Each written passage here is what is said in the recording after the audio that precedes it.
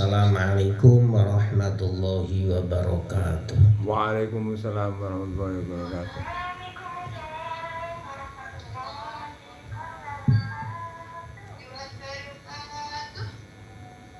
Bismillahirrahmanirrahim. Nahmaduhu wa nasta'inuhu wa nastaghfiruh. Wa na'udzu billahi min syururi anfusina wa min sayyiati a'malina. May yahdihillahu fala mudhillalah wa may yudlilhu fala hadiyalah. Subhanaka la ilma lana illa ma 'allamtana innaka antal alimul hakim. Rabbi shrah li sadri wa yassir li amri wa hlul 'uqdatam min lisani yafqahu qawli. Hadratal muhtaramin, para jamaah Darus Syafa'ah rahimakumullah. Mari bersama-sama melanjutkan kajian kitab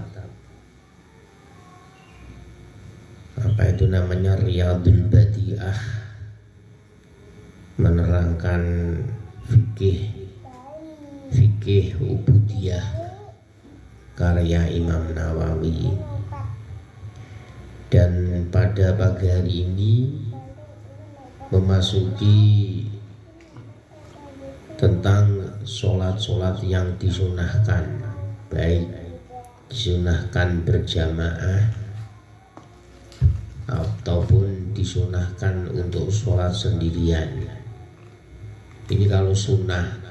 Tapi kalau fardu 5 waktu itu jelas sunat muakkad berjamaah. Tapi kalau sholat sunnah ini justru ada yang disunahkan dilakukan dengan sendiri, seperti sholat tahajud, sholat duha, dan lain sebagainya.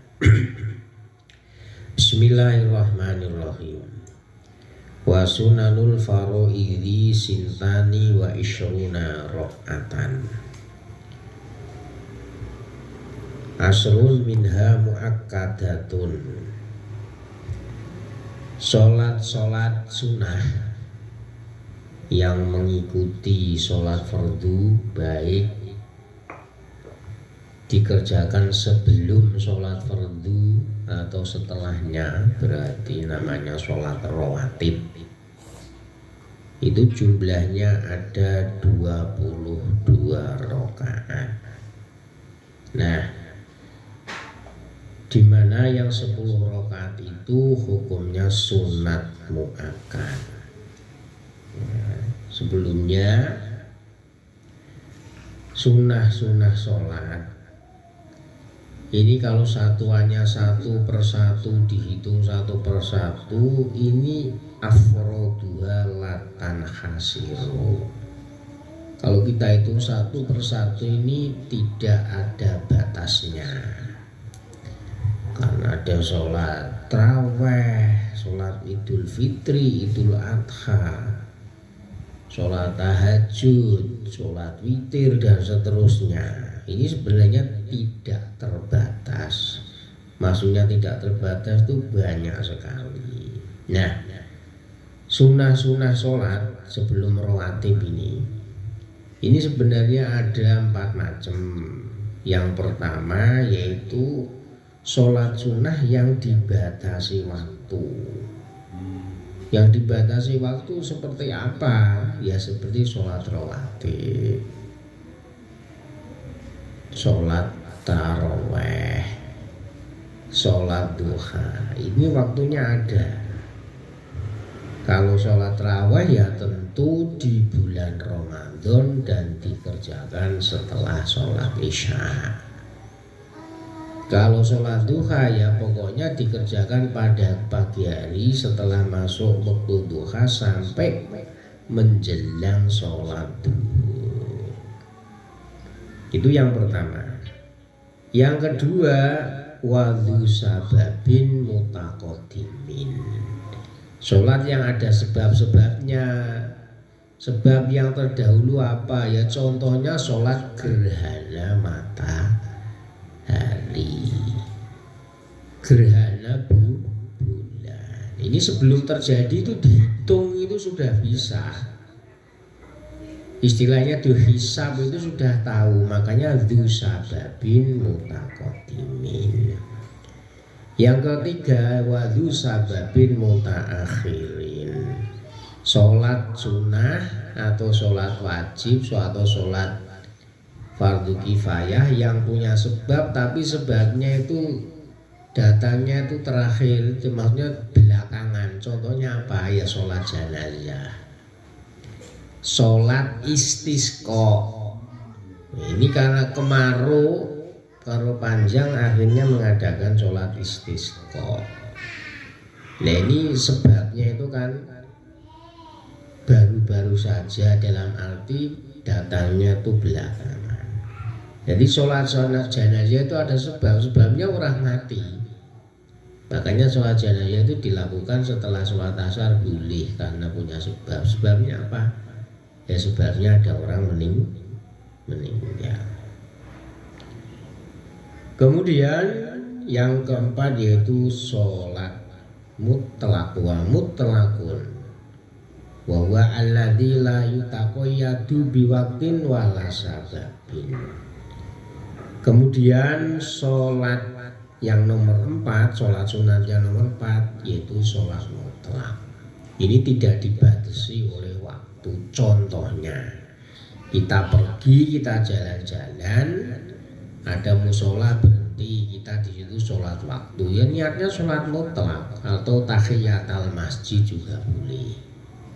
Ada masjid, kita berhenti wudhu sholat, niatnya tahiyatul masjid. Ini tidak terbatas oleh waktu, kapan saja, di mana saja kita boleh melakukan. Nah, amal muaqqatu kismani kismun tusannu fihil jamaah wa minhu sholatul idaini wa minhu sholatut tarawihi wa minhu al-witru fi ramadhana.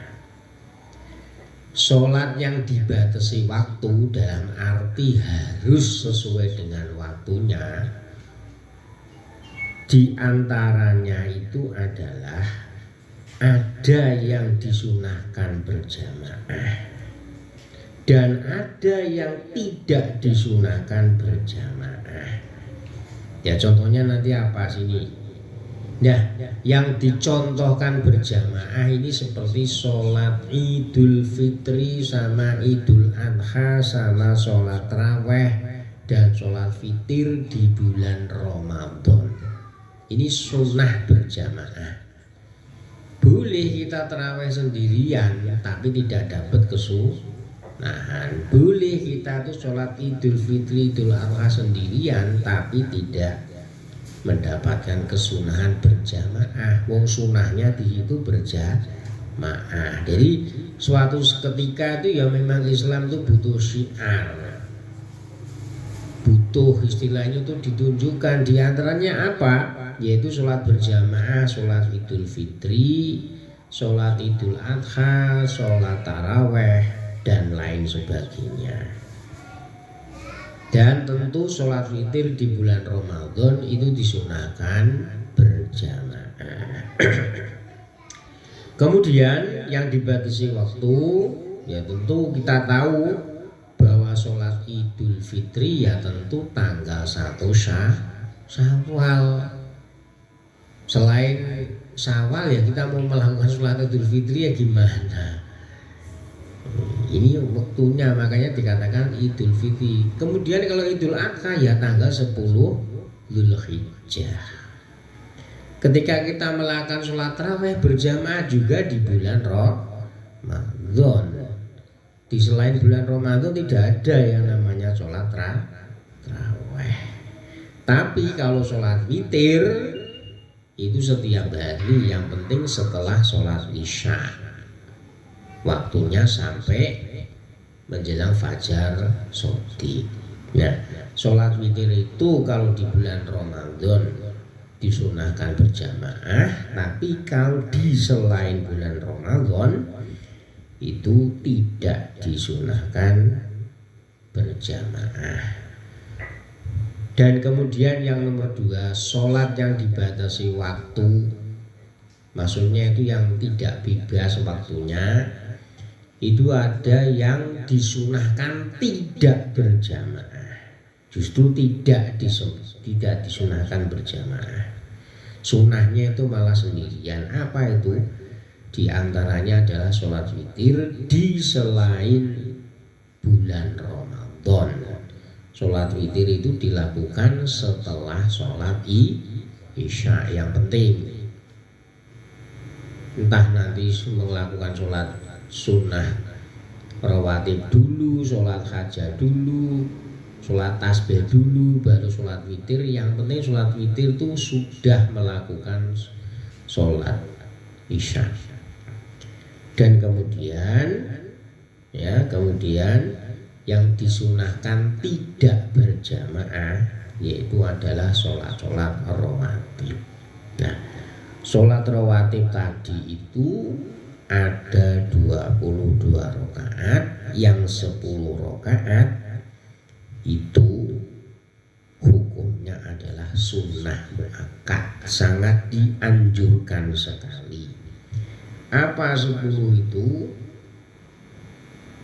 Ya, yang pertama adalah rakaatani qabla subahi, yaitu sholat 2 rakaat, sholat sunnah 2 rakaat sebelum sholat subuh.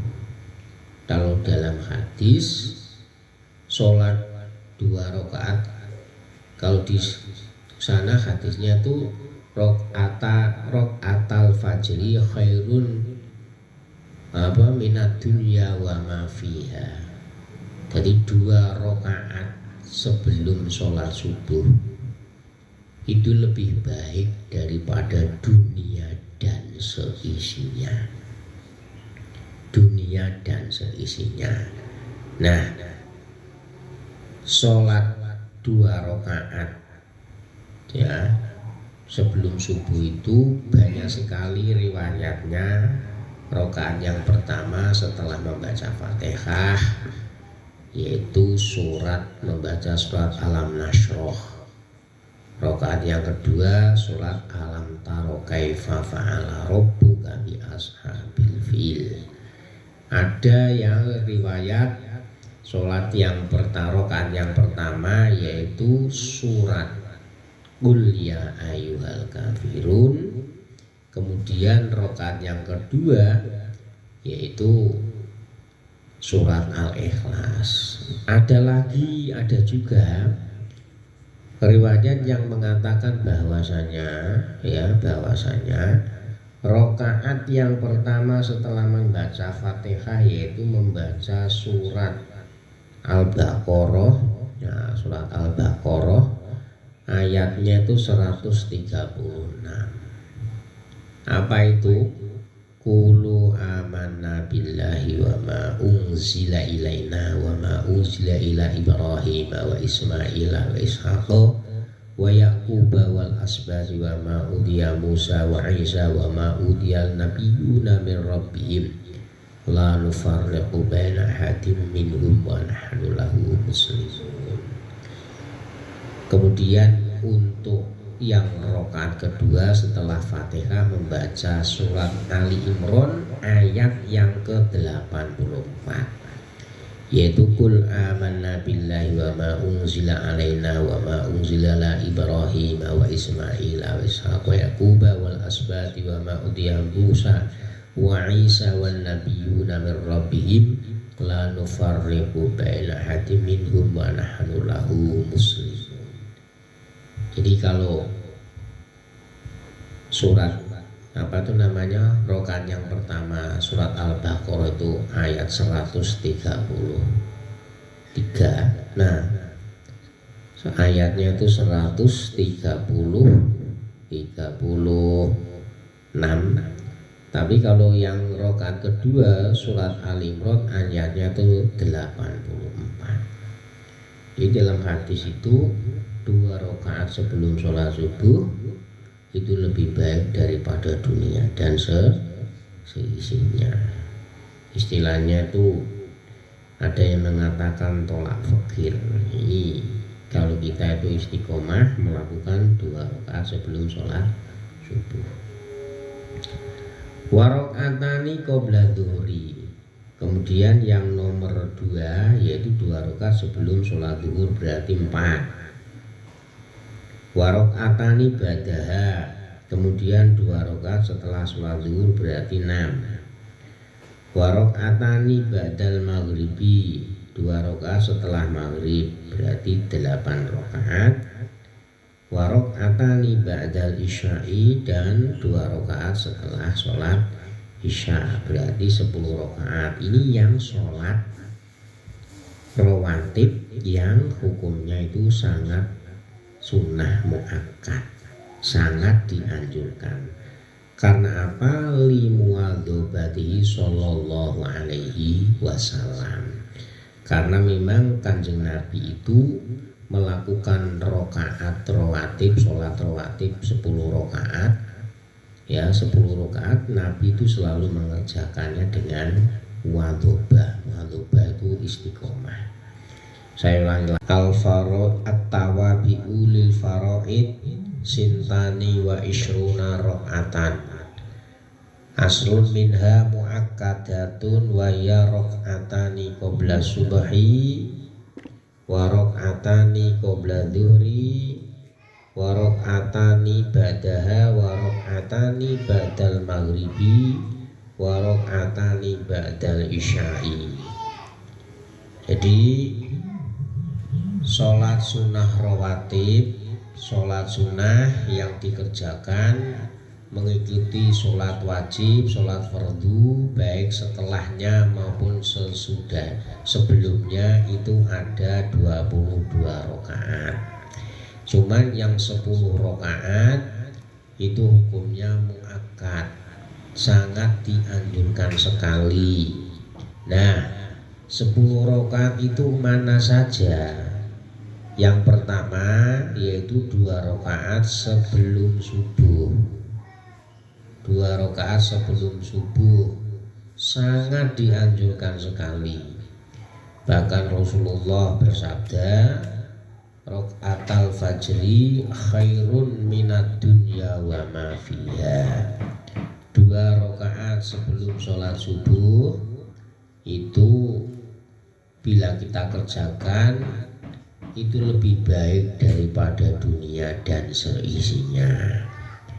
Kemudian yang 2 rakaat sebelum sholat duhur, ya, sebelum sholat duhur. 2 rakaat setelah sholat duhur, berarti 6. 2 rakaat setelah sholat maghrib, berarti 8. Dan 2 rakaat setelah sholat isya, berarti 10 rakaat. Ini sangat dianjurkan, berarti hukumnya sunnah muakkad.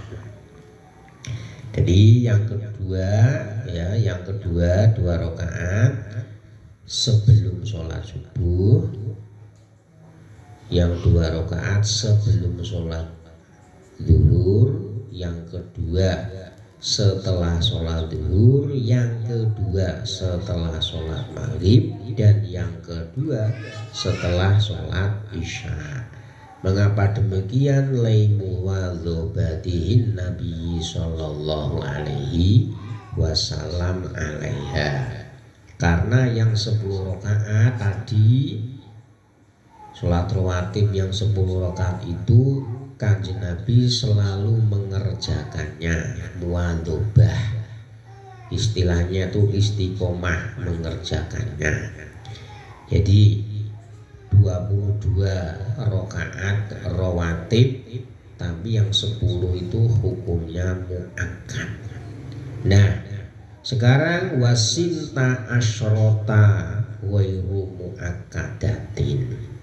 Sedangkan yang 12 rakaat itu hukumnya sunnah tapi tidak muakkad.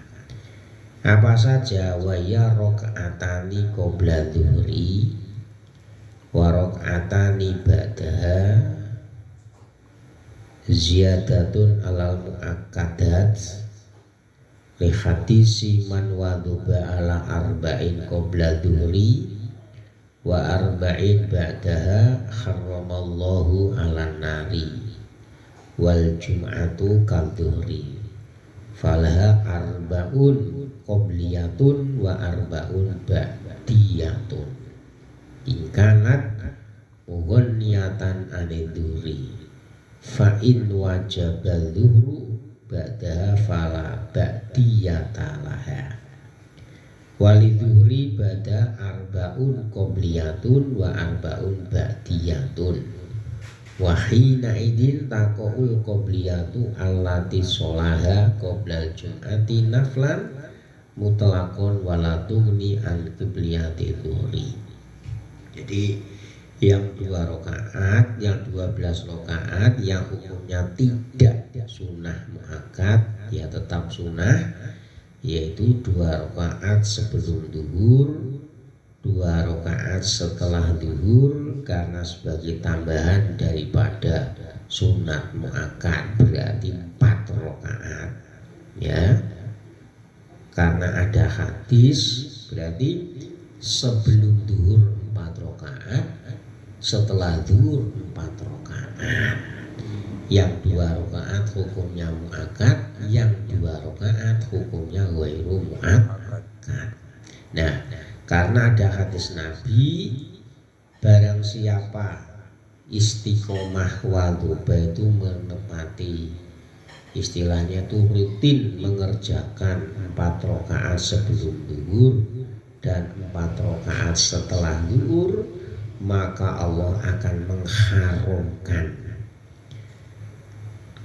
badannya atau tubuhnya dari api neraka.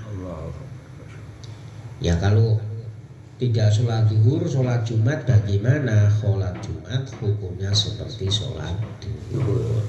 Jadi sebelum Jumatan kita mengerjakan 4 rakaat, nanti setelah sholat Jumat kita mengerjakan 4 rakaat. Itu berarti sudah 8. Wa arba'un qoblal asri, dan yang 4 sebelum sholat asar. Li hadisi rahimallahu amron sholat qoblal asri arba'an fayambagi al muhafadzatu alaiha roja'at dukhuli fi da'watihi sallallahu alaihi wasallam. Jadi hadisnya kalau sholat asar mengerjakan sholat sunnah 4 rakaat ini adalah Allah memberikan rahmat kepada seseorang yang sholat sebelum sholat asar 4 rakaat. Oleh karena itu, agar supaya kita mendapatkan atau termasuk orang-orang yang mendapatkan rahmat Allah, maka dia hendaknya dia hendaknya mengerjakan 4 rakaat sebelum sholat asar, kemudian 2 rakaat sebelum maghrib, 2 rakaat sebelum isya, sedangkan yang terakhir yaitu sholat witir yaitu dikerjakan sunnatun mustaqilatun, sholat sunnah sendiri, wa huwa afdalu min jami'is sunnah. Jadi walaupun 1 rakaat kalau bisa sholat sunnah, sholat witir itu kita kerjakan walaupun 1 rakaat. Demikian, lebihnya mohon maaf. Al-Fatihah.